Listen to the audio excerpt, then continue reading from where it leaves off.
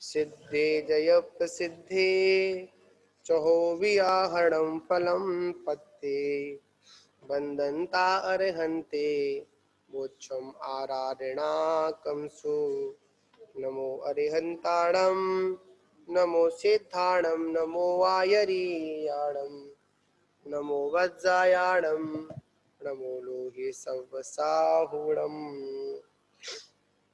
तो इसमें कल विषय आया था कि लोक में जितने भी जो बंधु वर हैं, चाहे बंधु हो चाहे वो बांधव हो, जब कार्य होता है तो हमसे वार्तालाप करते हैं, हमसे संबंध स्थापित करते हैं, और जब उनका काम निकल जाता है तो हमको पहचानने से भी क्या करते हैं, इनकार कर देते हैं। तो कह रहे आगे सब कार्यवश हुए संबंध को दृढ़ करते हैं। क्या करते हैं? संबंध को दृढ़ करते हैं। तो कह रहे हैं माया पोसे सूयम आधारो में भविष्यदि इमिति इमोति पो से पो सेदी सुदो माधम गभ्भे धरियो इमारती इति। तो कह रहे हैं यह मेरा बुढ़ापे में आधार होगा। क्या होगा? ये मेरा बुढ़ापे में क्या बनेगा? आधार होगा। इस भावना से माता पुत्र का पालन करती है। क्या पालन करती है? माँ पुत्र का पालन क्यों करती है? इसलिए करती है ये मेरे बुढ़ापे का क्या होगा? आधार बनेगा। और पुत्र माता का पालन करता है। क्या करता है? पुत्र भी माता का पालन करता है कि इसने मुझे गर्भ में धारण किया था। माता पुत्र का पालन क्यों कर रही है?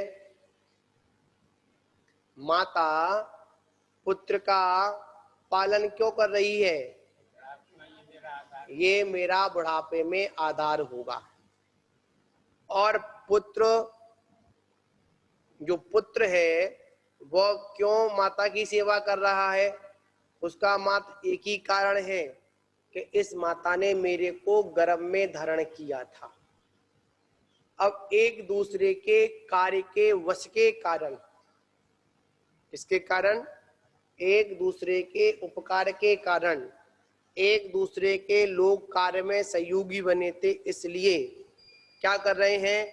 एक दूसरे की सेवा कर रहे हैं। क्या कर रहे हैं? एक दूसरे की सेवा कर रहे हैं। व्यर्थ में कोई भी किसी की सेवा नहीं करता। क्या कह रहे हैं महाराज? व्यर्थ में कोई किसी की सेवा नहीं करता। तो आपके पैर तब तक दब रहे हैं जब तक आपके जेब गर्म है। आपके पैर तब तक दब रहे हैं जब तक आपकी जेब गर्म है। जिस दिन आपकी जेब ठंडी पड़ जाएगी उस दिन कोई पड़ गई कोई भी किसी को नहीं पूछता है। मतलब एक सास की कीमत कब तक है? जब तक वो बहू के बच्चों को, मतलब अपने नाती पोतों को पालन में लगी हुई है, उनकी सेवा आदि कर रही है। जिस दिन वह अपने उस बहू के बच्चों की सेवा करना बंद कर देगी उस दिन उस सास चाहे कितनी भी अच्छी क्यों ना हो, उसको तुरंत बाहर का रास्ता दिखा दिया जाएगा। क्या कर दिया जाएगा? दिखा दिया जाएगा। तो यहाँ पर यह है, सभी लोग स्वार्थ के भीरी है। किसके हैं? स्वार्थ के भीरी है। मात एक निर्गंत गुरु ऐसे होते हैं जो निरुपकार की भावना को लेकर लोगों पर उपकार करते हैं। क्या करते हैं? माँ निर्गंत गुरु होते हैं। माँ जिनवाणी माता है, जो किसी प्रकार का आपसे बदले में कुछ नहीं चाहती है। वो तो यही चाहती है ये आत्मा कैसे भी हो, क्या हो, ये आत्मा कैसे भी हो और संसार दशा से निकलकर मुक्ति को प्राप्त हो जाए। क्या हो जाए? मुक्ति को प्राप्त हो जाए। तो कहा ये बुढ़ापे में मेरा आधार होगा। ऐसी भावना कौन करती है? माता करती है। और पुत्र क्या भावना करता है? इसने मेरे को बड़ा, मतलब इसने मेरे को जन्म दिया है, मेरे को गर्भ में रखा है, तो मेरा क्या बनता है? मेरा कर्तव्य बनता है मैं इनका लालन पालन, इनका भी पालन करूं, इनको अपने साथ में रखूं। ये सब क्या है? स्वार्थ का ही खेल है। किसका खेल है? स्वार्थ का ही खेल है। आगे कहते हैं शत्रुता और मित्रता उपकार और अपकार से बनते हैं। तो कहा है हो उड़ अरियवी पूर्णो मित्तम अवकार कारणा होई पुत्तो भी खरड़ेड़ अरि जायदी अवयार करणेण। तो कह रहे हैं शत्रु होकर भी, कौन? शत्रु होकर भी उपकार करने से मित्र हो जाता है। मतलब शत्रु होकर भी उपकार करने से क्या हो जाता है? मित्र हो जाता है। और अपकार करने से पुत्र भी क्षण भर में शत्रु हो जाता है। कौन हो जाता है? एक मित्र एक शत्रु होता है। वो क्या करता है? थोड़ा सा उपकार क्या कर देता है तो वो कौन बन जाता है? मित्र बन जाता है। और एक पुत्र भी क्षण भर में अगर अपकार कर देता तो क्या हो जाता है? वो शत्रु के समान हो जाता है। यथार्थ यदि पुत्र माता पिता का तिरस्कार करता है, क्या करता है? माता पिता का तिरस्कार करता है, उन्हें मारता है, तो वह शत्रु ही प्रतीत होता है। कौन प्रतीत होता है? वह शत्रु के समान ही है। कौन है? कि जो अपने माता पिता का क्या नहीं करता। यहाँ पर ये सब एक दूसरे से संबंध बना हुआ है। क्या बना हुआ है? एक दूसरे से संबंध बना हुआ है। लोग कहें कि वो मेरा प्रिय, ये सबसे बड़ा धोखा है। कोई किसी का प्रिय नहीं है। जब तक कोई ना कोई कार्य सिद्ध हो रहा है तब तक तब प्रियता है। जिस दिन कार्य की सिद्धि हो गई, क्या हो गई? जिस दिन कार्य की सिद्धि हो गई उस दिन क्या होगा? उस दिन आपको 2 रुपए में कोई पूछने वाला नहीं होगा। ये किसका नियम है? ये संसार का शाश्वत नियम है। इस नियम को हम क्या नहीं कर सकते हैं? झुटला नहीं सकते हैं। क्या नहीं कर सकते हैं? झुटला नहीं सकते हैं। पैर तभी तक दबेंगे जब तक आप उनकी हाँ में हाँ मिलाओगे। क्या मिलाओगे? हाँ में हाँ मिलाओगे। जिस दिन आपने हाँ में हाँ मिलाना बंद कर दी उस दिन आपके पैर दबना भी बंद हो गए। क्या हो गए स्वरूप सागर जी? पैर दबना भी वही 4 4 4 4। कौन सी कहानी? जालम सेठ वाली। कौन सी कहानी थी वो? कि जगत में है पैसे का खेल, सुरग तक जाती उसकी रेल। क्या? जगत में है पैसे का खेल, सुरग तक जाती उसकी रेल। आगे क्या है? दुनिया में ऐसे उड़ाते पैसा जन के पास, हाँ, और बिन पैसे के पढ़े लिखे भी दिन भर खोदे घास। हाँ, निकलता बालू से भी तेल। जगत में है पैसे का खेल। किसका खेल है? ज्यादा कुछ मत करो, 4 संदूका ले आओ। क्या ले आओ? 4 संदूका ले आओ और क्या करो? उनमें ईंट पत्थर भर लो। क्या भर लो? ईंट पत्थर भर लो और फिर रोज बजा बजा कर गिनो, तो क्या होगा? आपकी कीमत हो जाएगी। क्या हो जाएगी? आपकी कीमत हो जाएगी। तो कीमत किसकी है? वास्तविकता में कीमत देखी जाए तो कीमत किसकी है? पैसे की कीमत है, उन बक्सों की कीमत है, व्यक्ति की कोई कीमत नहीं है। अब देखिए, मरने के बाद एक तरफ वह व्यक्ति हो और एक तरफ उसके द्वारा कमाया हुआ धन हो। क्या हो? एक तरफ तो व्यक्ति हो और एक तरफ उसके द्वारा कमाया हुआ धन हो, तो बताओ संस्कार, अंतिम संस्कार किनका किया जाता है? व्यक्ति का किया जाता है या व्यक्ति के द्वारा कमाए हुए धन का किया जाता है? एक तरफ व्यक्ति है और एक तरफ धन है और वहां पर व्यक्ति खत्म हो गया, तो बताओ वहां पर अंतिम संस्कार किसका करोगे? धन का करोगे या आदमी का करोगे? व्यक्ति का ही होगा जी।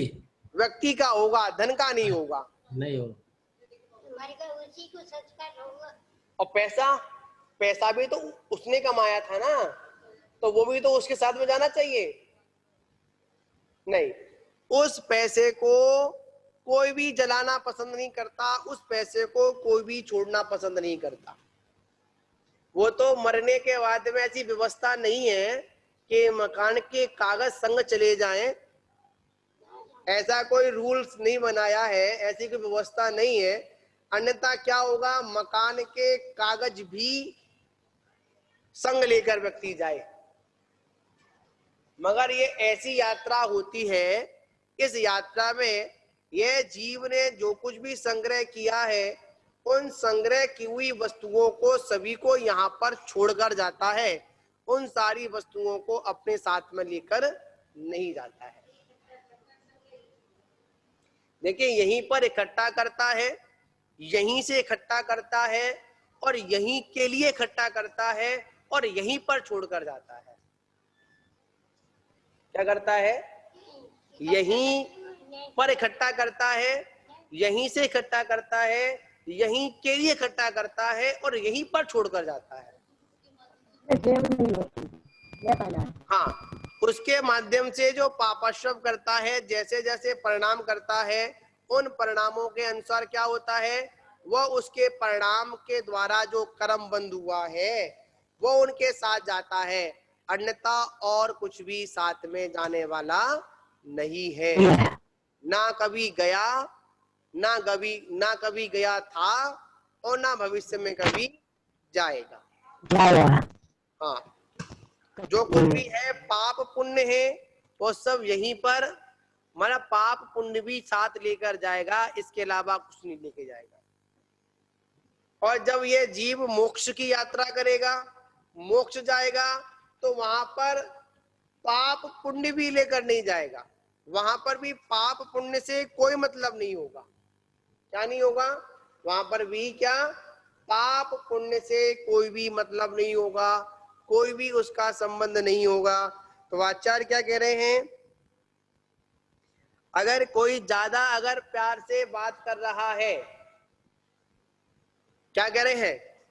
अगर कोई ज्यादा प्यार से बात कर रहा है तो समझ जाओ दाल में कुछ काला है। अब ये पता नहीं दाल में कुछ काला है या पूरी दाल ही काली है। चापलूसों से हमेशा सावधान रहो। किससे रहो? चापलूसों से सावधान रहो। अगर व्यक्ति की सबसे बड़ी अगर कोई कमजोरी है तो वो है दूसरों के द्वारा अपनी प्रशंसा सुनना। क्या सुनना? अपनी प्रशंसा सुनना, अपनी जी गुजारी कराना। ये क्या है?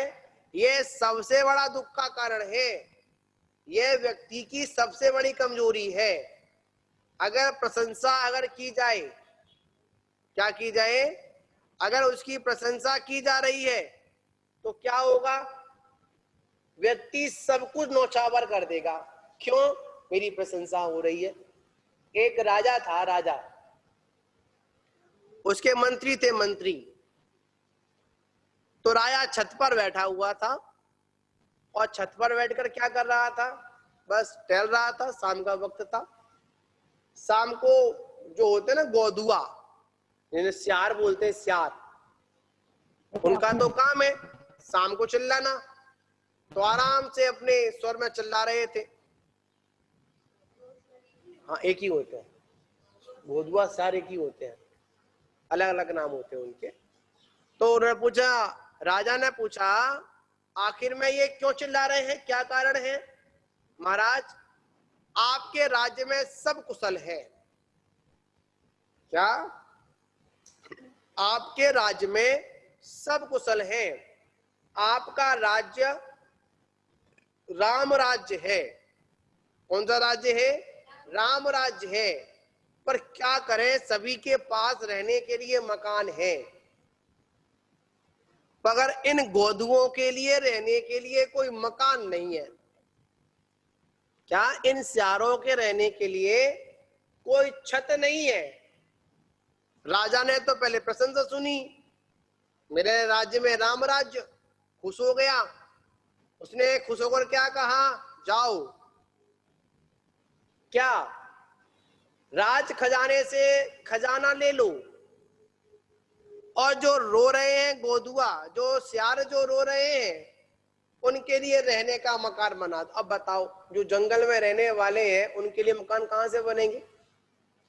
कोई बात नहीं, राजा बेवकूफ बन गया और मंत्री पैसा लेकर निकल गए।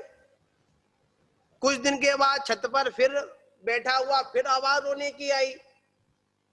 फिर मंत्री से पूछा कि क्या बात है अब? कि महाराज, रहने का इंतजाम तो हो गया। इसका इंतजाम हो गया, सारा इंतजाम तो अपने राजा ने कर दिया, पर राजा क्या करे, उनको सर्दी बहुत लगती है, उनके पास तन ढकने के लिए कपड़े नहीं है। अच्छा, कोई बात नहीं, दे दिया गया आदेश। क्या आदेश दिया? जाओ, राज खजाने से जितना धन लेना ले लो, उन सारे जीवों के लिए क्या व्यवस्था हो जाए, मतलब कपड़ों का इंतजाम हो जाए। कोई बात नहीं, कपड़ों का इंतजाम हो गया। कुछ दिन बाद फिर वो चिल्लाने लगे। उन्हें अब क्या बात हो गई कि राजन, आपकी कृपा से मकान हो गया, आपकी कृपा से कपड़े हो गए, महाराज अब खाएं क्या? क्या?